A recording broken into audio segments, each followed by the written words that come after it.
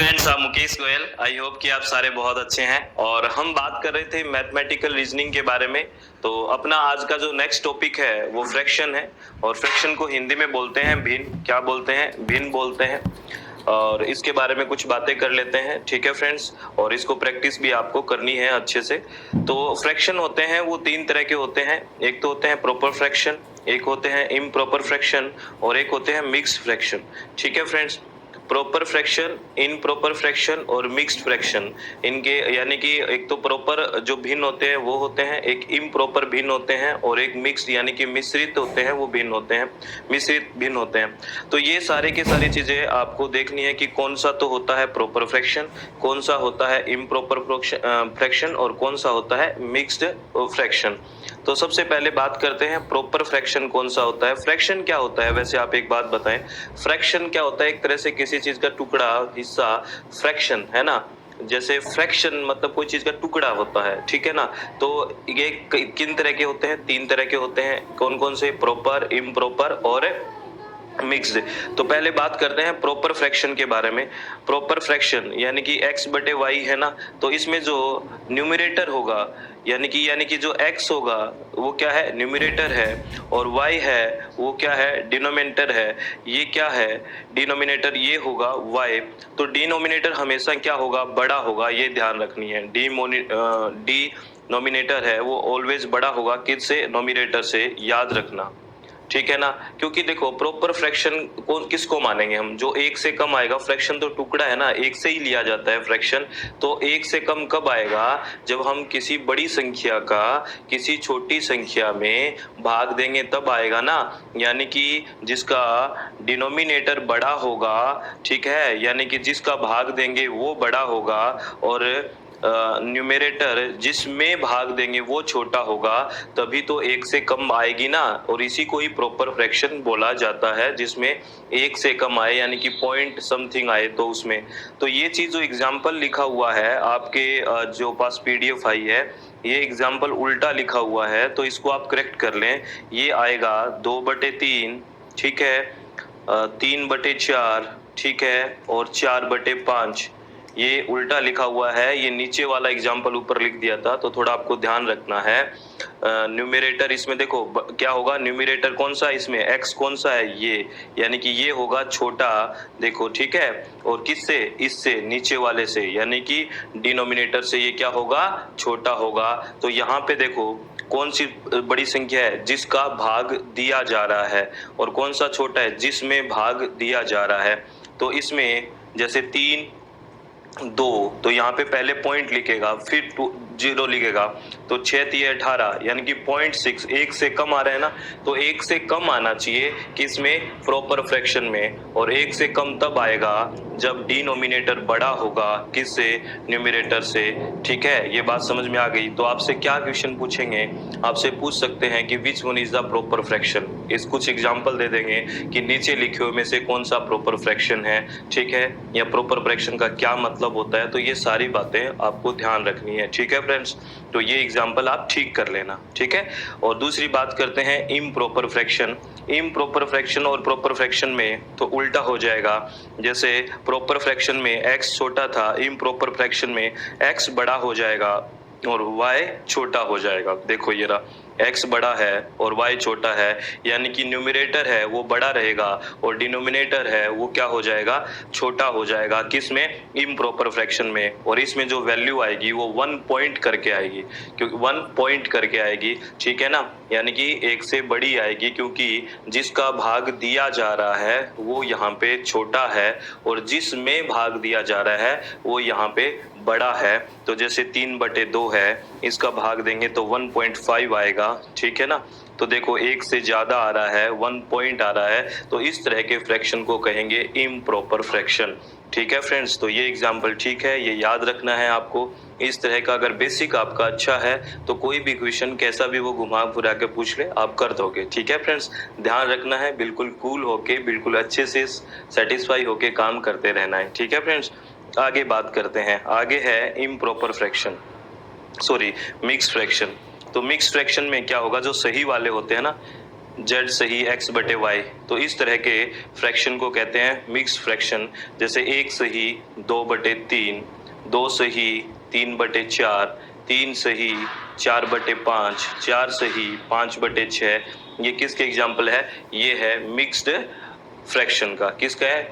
Mix fraction का। और यहाँ पे जो निशान है, यहाँ पे जो चिन्ह है, यहाँ पे जो साइन है बीच में, यानी कि ये जो है 3/4/3 है, तो यहाँ पे निशान किसका है? याद रखना ये प्लस का निशान है, याद रखना है, क्योंकि ये इनटू का लगता है, इनटू का निशान नहीं है, ये प्लस का निशान है। ठीक है, कैसे हैं इसको सिद्ध करते हैं। अगर इसको प्रॉपर फ्रैक्शन मिक्स फ्रैक्शन को अगर हम लिखना चाहें तो ऐसे लिख सकते हैं 5 तिये 15, 15 और 4 19, 19 बटे 5 ऐसे लिख सकते हैं।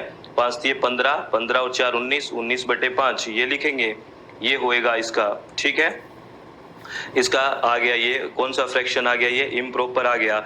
लेकिन इसमें इनटू नहीं है, देखना क्या है? प्लस है। कैसे? जैसे मैंने लगाया 3 + 4/5 ये है ना, तो यहाँ पे 1 लगा सकते हैं, यहाँ पे 1 लगा सकते हैं, तो इसका एलसीएम आया 5।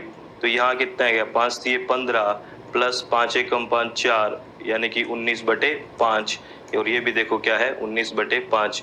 तो यहाँ कोई आप ये ऐसा लिख रहा है, तो इसका मतलब जैसे 1/2/3 है, 1 सही 2/3 है, तो यहाँ बीच में प्लस का निशान है, ध्यान रखना, कंफ्यूज मत हो जाना, ये इनटू का निशान नहीं है। क्योंकि जैसे 3 एकम 3, 4 दूनी 8 ऐसे करते हैं तो हमें ये लगता है कि यहाँ पे बीच में इनटू का साइन होगा। यहाँ इनटू का साइन नहीं होता है, यहाँ प्लस का साइन होता है। ये बात हमने सिद्ध भी कर ली है। एक बार फिर समझ लें कैसे प्लस का निशान होता है। एक बार दूसरा एग्जाम्पल ले लेते हैं। ठीक है फ्रेंड्स, देखो बात करते हैं। जैसे ये है 2 सही 3/4, ये एग्जाम्पल है 2 सही 3/4। तो इसको आप वैसे करोगे, मिक्स को बदलना, 4 दूनी 8, 8 और 3 11, 11/4 लिख सकते हो।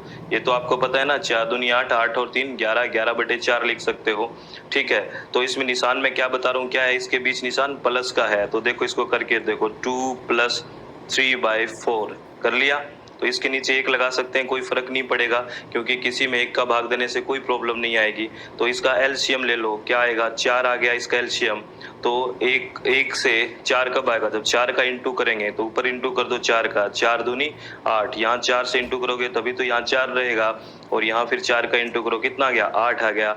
और यहाँ पे 4 है ही, तो 1 का इंटू करने से ही 4 रहेंगे, तो ऊपर भी 1 का इंटू करो, तो 3 हो गया। 8 और 3 11, 11/4, और ये देखो क्या था? 11/4। तो याद रखना किसका साइन होता है? प्लस का साइन होता है। मिक्स फ्रैक्शन में आपसे पूछा जा सकता है। ये छोटी छोटी बातें अगर हमें पता होती है तो कोई भी क्वेश्चन गलत होने के चांसेस नहीं रहता। ठीक है फ्रेंड्स, जल्दी नहीं करनी है। एक्चुअली में हम मैथ में करने में प्रॉब्लम ये है कि हम बहुत जल्दी करते हैं। जल्दी की कोई बात है ही नहीं, आराम से क्वेश्चन को समझते चलो और सारा क्वेश्चन सॉल्यूशन हो जाएगा। ठीक है, आगे जैसे वही बात है mix fraction to proper fraction, तो वही बात 3 एकम 3, और वही बात हमारा जो एलसीएम लेके वाली बात है कि कैसे बदलते हैं उसको प्रॉपर फ्रैक्शन में। और आगे बात आती है कि आपके पास कोई प्रॉपर फ्रैक्शन दिया हुआ हो, ऐसे क्वेश्चन पूछ सकते हैं कि ये एक प्रॉपर फ्रैक्शन है, इसको आप मिक्स्ड फ्रैक्शन में बदलो। तो सीधी सी बात है, इसका भाग देना है, 6 7 42, और 1 बच गया, 1 ऊपर आ गया और 6 नीचे आ गया। ठीक है, नहीं समझे? देखो ये दे रखा है ना इधर, इसको ऐसे करना है। 43 में किसका भाग देना है? 43 में 6 का देना है। 6 7 42, बच गया 1। ठीक है, तो हमेशा जो मिक्स फ्रैक्शन लिखते हैं वो क्लॉकवाइज लिखा जाता है। क्या लिखा जाता है? क्लॉकवाइज, यानी कि 7 पहले लिखेगा, फिर 1 और फिर 6, ये क्लॉकवाइज लिखा जाता है। ध्यान रखना जब मिक्स फ्रैक्शन को लिखते हैं तो। ठीक है फ्रेंड्स, जैसे देखो 7 सबसे पहले आ गया, फिर 1 आ गया और फिर 6 आ गया। ठीक है, तो 7 6 42 और 1 43/6, यानी कि इसी की तो हम बात कर रहे थे। ठीक है फ्रेंड्स, तो इस तरह के क्वेश्चन आपसे पूछे जा सकते हैं, याद रखना है। और क्या क्वेश्चन पूछे जा सकते हैं? और ये क्वेश्चन पूछा जा सकता है कि कंपैरिजन करना आ सकता है फ्रैक्शन में, कि कौन सा फ्रैक्शन बड़ा है, कौन सा फ्रैक्शन छोटा है। तो एक एग्जांपल ये लिखा हुआ है ये कि 14/9 और 13/9 में कौन बड़ा है। तो देखो हमेशा छोटे बड़े का कंपैरिजन करते टाइम ये बेस वैल्यू को सिमिलर रखते हैं। तो यहाँ बेस बताओ सेम है कि नहीं? 9 9 है ना, सेम है, 9 9 है, तो ये बड़ा है 14 और ये छोटा है 13, तो ये तो सेम है ही, लेकिन बड़ा कौन है 14 है 13 से, तो ये फ्रैक्शन क्या हो जाएगा, बड़ा हो जाएगा। ठीक है ना, यानी कि हमेशा बेस को इक्वल बनाते हैं। ये तो आपको बेस इक्वल दे दिया है, अगर नहीं हो बेस इक्वल तो आपको बेस को इक्वल बनाना है, तभी तो कंपेयर करोगे ना। अगर बेस इक्वल नहीं है तो कंपेयर कैसे करोगे, तो बेस को हमेशा क्या बनाना है, इक्वल बनाना है। ठीक है फ्रेंड्स, आगे हम बात कर लेते हैं, आगे बात करते हैं। जैसे आपसे एक क्वेश्चन ऐसा भी पूछ सकते हैं कि 3 + 4/3, 3 बाय 4/3 और 3 × 4/3 में आपस में क्या रिलेशन है, कौन किससे बड़ा है, कौन किससे छोटा है, ऐसा क्वेश्चन आपको यूजीसी पूछ सकता है।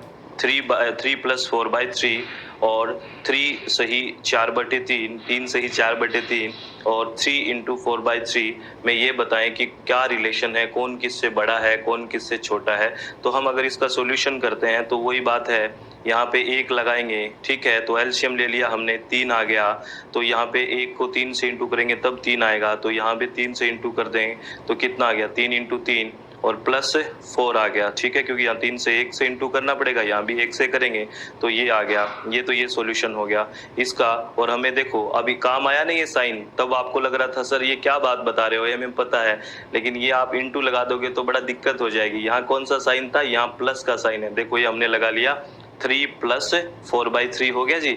और ये क्या है, ये है इंटू का, तो 3 × 9 और 9 और 4 13, ऐसे मत कर देना, ऐसे करोगे क्या, ऐसे नहीं, ये इंटू का निशान है तो ऊपर वाले के साथ होता है इंटू में। ठीक है, तो 3 × 12/3, ये चीज आपको यहाँ पकड़नी है। ठीक है ना, इंटू का होता है तो यहाँ से इसके साथ इसका इंटू होगा, ये मत कर देना। ठीक है, तो 3 × 12/3 हो गए, सॉरी। तो इसमें आप रिलेशन बनाओ क्या होगा, 3 × 9 और 4 13, 13/3 आ गया। और इसमें, और ये तो एक ही बात होती है, देखो ये तो सेम बात होगी, क्योंकि देखो इसको हम कैसे लिख सकते हैं, 3/4/3 को 3 + 4/3 लिखते हैं, और ये चीज तो सेम हो गई ना, बिल्कुल सेम ही है, ये चीज तो सेम ही आएगा, 13/3 इसका आएगा, 13/3 ही इसका आएगा, क्योंकि ये चीज और ये चीज तो सेम ही है। ये आपको कंफ्यूज करने के लिए दे सकते हैं कि इन दोनों में क्या रिलेशन है, ये दोनों चीज बराबर है, ये और ये चीज दोनों क्या है, बराबर है। ठीक है फ्रेंड्स, ये चीज और ये चीज बराबर है, अगर वो प्लस लगा के दे रहा है तो प्लस है ही, ना लगा के दे रहा है तो भी यहाँ पे क्या है, प्लस है। ठीक है, तो ये दोनों इक्वल हो गए, और 12/3 आपको पता है 4 होता है, तो ये इनके इक्वल नहीं है, तो इसलिए ये इक्वल नहीं है। ठीक है, ये इनका रिलेशन हो गया। तो ऐसे यूजीसी आपसे ऑप्शन में पूछ सकता है। ठीक है फ्रेंड्स, ऐसे आपको ध्यान रखना है। आगे बात करते हैं फ्रेंड्स, आगे अगर बात करें, 12 सही 1/3 और 4 सही 3/4। ठीक है, इसको अगर आप देखो, इसको खुद भी आपको कैलकुलेट करना है, यूँ नहीं है कि आप खुद कैलकुलेशन करना छोड़ दें और बस इन्हीं को मैं दिखा रहा हूँ, बस इन्हीं को देखते रहें। प्लीज़ खुद को करना जरूरी है, अगर आपने खुद ने नहीं करा है तो कोई प्रैक्टिस आपकी नहीं मानी जाएगी। ठीक है, क्योंकि मैथ है तो आपको थोड़ा थोड़ा क्या करना पड़ेगा, प्रैक्टिस तो जरूर करना पड़ेगा, कुछ नंबर्स को आपको समझना पड़ेगा, पेन चलाना कुछ तो आना पड़ेगा, तभी तो वहाँ पे माइंड चलेगा। ठीक है फ्रेंड्स, तो देखो 12 सही 1/3 है, यहाँ पे 12 सही 1/3 है। ठीक है, तो 12 सही 1/3 को 12 + 1/3 लिख सकते हैं, 4 सही 3/4 है, तो 4 प्लस लगा सकते हैं। तो सबके बीच देखो हमने क्या लगाया, प्लस लगाया।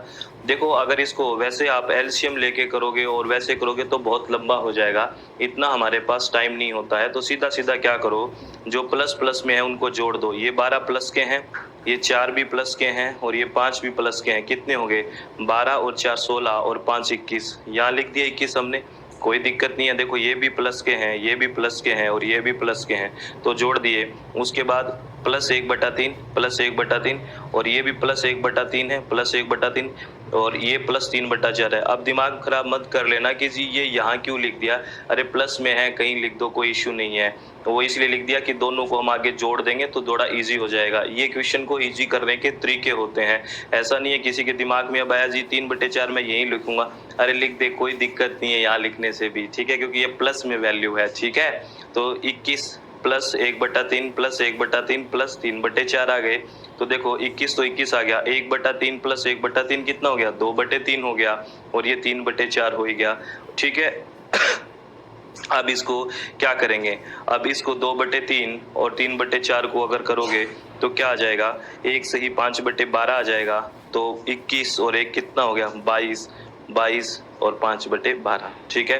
ये आपको अभी थोड़ा ऐसा लग रहा होगा लेंथी, बिल्कुल सिंपल है, ये बहुत सिंपल है। अगर इसको वैसे आप एलसीएम लेके बार बार ऐसे पहले इसको प्रॉपर में बदलते फिर वैसे करते तो बहुत ज्यादा टाइम शायद लग सकता था। लेकिन अगर आपको वो सूटेबल लगता है जो आपको आता है तो बेस्ट है, कोई दिक्कत नहीं है। हमारा तो आंसर आना चाहिए, सही आंसर आना चाहिए, बेस्ट है। लेकिन मेरे हिसाब से ये तरीके ठीक हैं जिससे आपका टाइम बच जाए। ठीक है ना, क्योंकि मैथ में बहुत सारे मेथड्स हैं, अपने अपने मेथड्स हैं, कोई कोई शॉर्ट ट्रिक यूज करता है।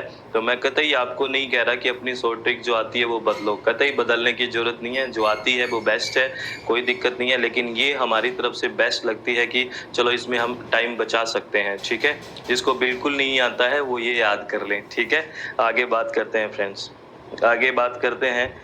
आपसे ऐसे क्वेश्चन भी पूछे जा सकते हैं कि भाई 57.5% का 880 का 57.5% कितना होगा, यानी कि 880 का 57.5% कितना होगा। अगर देखो इसकी कैलकुलेशन करोगे तो ऐसे करोगे कि 100 में कितने हैं, 57.5 है। ठीक है। 1 में कितना होगा, 57.5/100 होगा, और 880 में कितना होगा, ऐसे। अब इसका कैलकुलेट करने में बड़ा टाइम लगेगा। अब कौन कैलकुलेट करे इसको, इतना टाइम अपने पास नहीं होता, क्योंकि हमारे पास टाइम की बड़ी शॉर्टेज रहती है पेपर में। तो हमने यहाँ पे दिमाग लगाना है, टाइम बचाना है। क्या करेंगे, इस 57.5 को हम टुकड़ों में बांट लेते हैं। तो 57 को हम ये लिख दें 50 + 5 + 2.5 कितना हो गया, 50 और 5 55, 55 और 2.5 कितना हो गया, 57.5 हो गया ना। ये हो गया 57.5। यानी कि हम कह सकते हैं ये 50 5 55 इन इसे और इसमें कोई अंतर तो नहीं है ना, सेम ही तो चीज है। इसका 880 का करना है। तो हम ये बात अब टुकड़ों में कर लो। 880 का 50% हमें पता है आधा होगा 440, 50% कितना होता है, हाफ होता है। तो 880 का हाफ कितना होगा, 440। ठीक है। और 5% है, और ये कितना है, 50% है, और ये कितना है, 5%। तो आगे का 0 हटा दो, बात समझ गए ना। तो 44 आ गया। अरे ये है 50% और ये है 5% है, यानी कि ये 5 का 10 गुना है ना। तो आगे 10 गुना मतलब आगे 0 हटाना है। तो आगे 0 हटा दो, ये 0 हटाया तो इधर 44 आ गए। ठीक है। और 5% 44 है, तो 2.5% क्या होगा, 44 का आधा होगा, वो होगा 22। बात समझ गए। तो ये आ गया कि नहीं, 57.5%। ठीक है। 50% में 440 हो गया, 5% में 44 हो गया, और 2.5% में 22 हो गया। अब तीनों को कंबाइन कर दो, 440 + 44 + 22 506, यानी कि 880 का 57.5% जो होता है वो 506 होता है। ठीक है फ्रेंड्स, यही तो बात थी। ठीक है, और कोई दिक्कत ही नहीं है, बिल्कुल बेसिक सी बातें हैं। ठीक है फ्रेंड्स, तो आराम आराम से करना है, कोई जल्दबाजी करेगा तो दिक्कत हो जाएगी। ठीक है। अब ये क्वेश्चन क्या है, थोड़ा पैट क्वेश्चन है, बहुत से एग्जामों में पूछा जाता है, ये क्वेश्चन बहुत बार पूछा जाता है। तो इसमें क्या है, 27.27% ऑफ 143, 143 का 27.27% की बात करते हैं। तो एक आपको छोटी सी बात ये ध्यान रखनी है कि 27.27 का मतलब होता है 3 × 9.09। अगर ये वैल्यू याद रहती है, ये वैसे तो बैंकिंग और एसएससी वाले जो स्टूडेंट्स होते हैं वो ज़्यादा याद रखते हैं, लेकिन 5-10 बातें तो आप भी याद रख लो, क्योंकि कम से कम 5 क्वेश्चन तो मैथ रीजनिंग से आएंगे ही। तो 10 नंबर के लिए 5-10 बातें तो हम याद रख सकते ही हैं। 27.27 को लिखते हैं 3 × 9.09।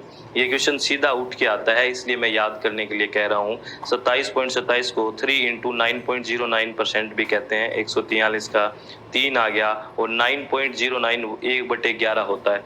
ये वैल्यू आपके बहुत काम आएगी आगे। 2-3 वैल्यूज आपको बताऊंगा जो आपको रटनी है, प्लीज ये रट लेना आप कि 27.27 का होता है 3 × 9.09, और 9.09 को हम 1/11 लिखते हैं। अब देखो कितना सिंपल हो गया ये क्वेश्चन। ठीक है, तो आंसर क्या आएगा इसका, 39। ठीक है, यानी कि 143 का 27.27% 39 होता है। अगर वैसे निकालते देखो 27.27 कितने का है, 100 का, यानी कि परसेंट हटाएंगे तो 1 का होगा इतना, और 143 का कितना होगा। तो बहुत ही कंफ्यूजिंग और बहुत लंबा हो जाता है ये, ठीक है। तो ये सीधा ऐसे थोड़ा सा क्वेश्चन को तोड़ना सीखो आप टुकड़ों में कि कैसे इसको बांट के मैं इस क्वेश्चन को कर सकता हूँ, ठीक है फ्रेंड्स। आगे बात करते हैं। अगर आगे आगे क्वेश्चन देखते हैं कि जो 0.025 है इसको प्रतिशत में कैसे बदलेंगे। ऐसे क्वेश्चन भी आते हैं कि परसेंटेज में बदलने के लिए क्वेश्चन आते हैं। ध्यान रखना, आपसे बड़ा फ्रैक्शन वाला है तो छोटे छोटे क्वेश्चन पूछे जाएंगे। तो ये देखो 0.025 है, तो सबसे पहले पॉइंट हटाएंगे तो जितने होंगे उतने जीरो लगा दो, 1 2 3, तो 1 2 3 ये तो आता है ना हमें, ठीक है। क्योंकि जहां पॉइंट हटाते हैं उसके आगे वाले जितने नंबर होते हैं उतने हम जीरो लगा देते हैं। 1 2 3, तो 1 2 3 हमने लगा दिया। ये 25 है, 1000 में से है और इसमें हमें 100 में देखना है तो इंटू 100 कर देंगे। और ये हो गया, ये हो गया। तो इसमें कितना हो गया, 1 0 यहाँ, यानी कि एक अक्षर छोड़ के लगाना है तो यहाँ लगा देंगे, यानी कि 2.5 हो गया। कितना हो गया, 2.5। आपने समझा क्या क्या कहा मैंने। देखो ये 1000 है, 2 से 2 गई, ठीक है। अब ये है 1, तो ये देखो एक अक्षर छोड़ के लगेगा ना। आप देख लो 25 में 10 का भाग दे लो 20 और बच गया 5। ये पॉइंट 0 50 आ गया ना। बहुत बेसिक बेसिक बातें हैं, आराम आराम से करना, हो जाएगा, ठीक है फ्रेंड्स। एक आपको एक क्वेश्चन दे रखा है इसमें, इसको भी हम सोल्व कर लेते हैं। इसमें है कि दिया ने 1 सही 1/4 केक खाया। दिया ने केक कितना खाया, 1 सही 1/4। रिया ने 1 सही 2/3 केक खाया। तो रिया ने दिया से कितना अधिक केक खाया, ठीक है। तो सीधी सी बात है, इसमें घटाना है, ठीक है। ज्यादा कौन से ने खाया, कम कौन से ने खाया, घटा दो उसमें से। तो दिया ने कितना खाया, 1 सही 1/4। देखो प्लस बहुत काम आ रहा है, यानी कि 1 + 1/4। और रिया ने कितना खाया, 1 सही 2/3, यानी कि 1 + 2/3 खाया। तो देखो घटाना है, तो इसमें ज्यादा कौन सा है उसमें से घटा दो। रिया ने ज्यादा खाया है, तो रिया ने कितना खाया, 1 + 2/3 माइनस 1 + 1/4। तो 1 से 1 कट गया, ये लो कट गया, क्योंकि माइनस में है, वहां जोड़ा था ना, तो 1 से 1 कट गया, क्योंकि ये है माइनस में 1 और ये है प्लस में 1। तो ये से लो माइनस प्लस कट गए, ये प्लस में है और ये देखो प्लस का माइनस से इंटू होगा तो क्या आएगा, माइनस आएगा। देखना ये बात तो पता है ना, ब्रैकेट खोलते हैं, जैसे ये अगर ब्रैकेट के अंदर प्लस है बाहर माइनस है तो अंदर वाली जो संख्या होगी वो माइनस हो जाएगी, क्योंकि ये ब्रैकेट होता है इंटू का निशान, और प्लस का माइनस से इंटू करते हैं तो हमेशा माइनस आता है। तो ये माइनस यहाँ आ गया, तो 2/3 माइनस 1/4, और इसमें घटा दो आप, और घटाने के बाद जो वैल्यू आएगी 5/12, ठीक है, वो इसका आंसर हो जाएगा। 5/12 कैसे आया आपको पता ही होगा, 3 और 4 का एलसीएम लिया, 3 और 4 का एलसीएम लिया, ले लो 3 2 दूनी 4, 2 2 एकम 2 3, देखो 3 दूनी 6, 6 दूनी 12, 12 आ गया। तो 3 का 4 से करेंगे तो क्या आएगा, 12 आएगा। तो ऊपर भी 4 से करेंगे, क्या आ गया, 8, क्या आ गया, 8 आ गया ना, नीचे 12, ये 8 आ गया। और 4 तिया 12, यानी कि 3 से करेंगे तो ऊपर भी 3 से करेंगे, तो माइनस कितना आ गया, 3 आ गया, यानी कि फाइनल आंसर आ गया 5/12। ये आंसर आ गया, ठीक है फ्रेंड्स। आप आराम आराम से सुनना, कोई जल्दीबाजी नहीं है, बिल्कुल भी ऐसे दिमाग में हड़बड़ मत बचाना। कुछ लोगों का मैथ बहुत वीक है, होता है, क्योंकि नहीं करते मैथ बहुत ज्यादा, जो मतलब आर्ट्स वगैरह के स्टूडेंट्स रह जाते हैं, और वो नहीं, नॉन मेडिकल में ही स्टूडेंट होते हैं वो ज्यादा करते हैं, या मैथमेटिकल से जो होते हैं। तो इसमें कोई बर्डन लेने वाली बात नहीं है, बहुत ईजी है। और हमारे काम के लिए जितना है, हमारे पेपर के अकॉर्डिंग है, वो हम कर रहे हैं। और इसी बुकलेट को, जो आपके पास पीडीएफ आई है, इसी को 3-4 बार आप रिवाइज करें, इसी को ही करें, जिससे आपका क्या होगा, जिससे आपको प्रैक्टिस में आ जाएगी। छोटी छोटी बातें ज्यादा सीखनी है इसमें, कि ये बात यूं होती है, ये बात यूं होती है, तो सारी बातें आपको समझ में आएगी। कोई भी किसी भी तरह का बर्डन नहीं लेना, किसी भी तरह की कोई टेंशन नहीं लेनी, रिलैक्स रहते हुए काम करना है, ठीक है फ्रेंड्स। आई होप कि आप इंजॉय कर रहे हैं। Thank you, thanks a lot friends.